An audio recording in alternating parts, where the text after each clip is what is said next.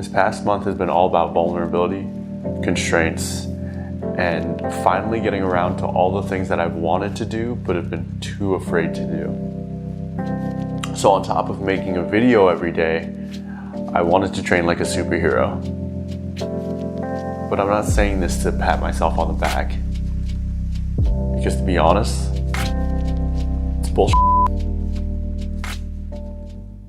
Si Justin po. Justin. Paul. Paul. Oh, Villa. Villa. Hi, Justin.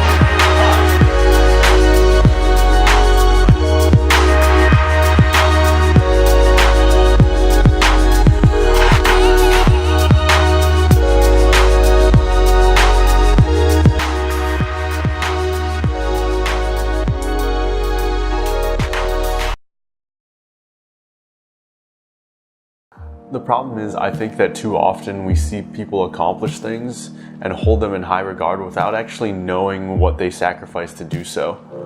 Sure, maybe we're not doing enough research, but some people only post the perfection and not the progress. And to be honest, I don't really trust people like that. Nope, it's not good. What the, nope. It's imagination. Shoot.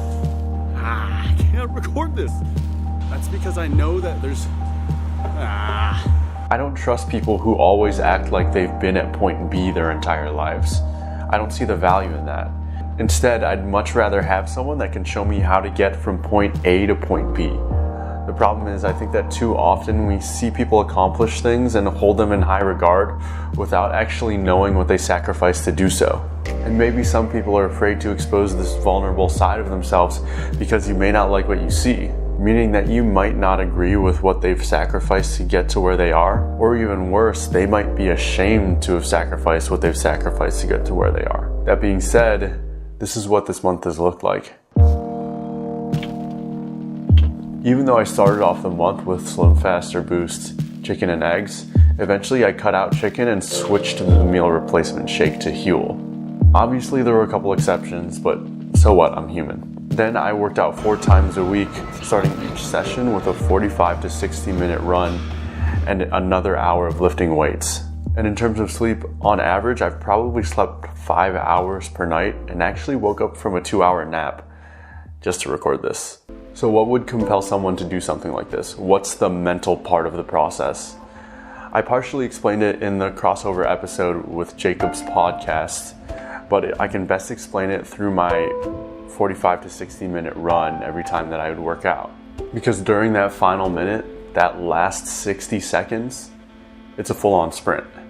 And in my mind, I imagine my aunt, my grandma, and my grandpa.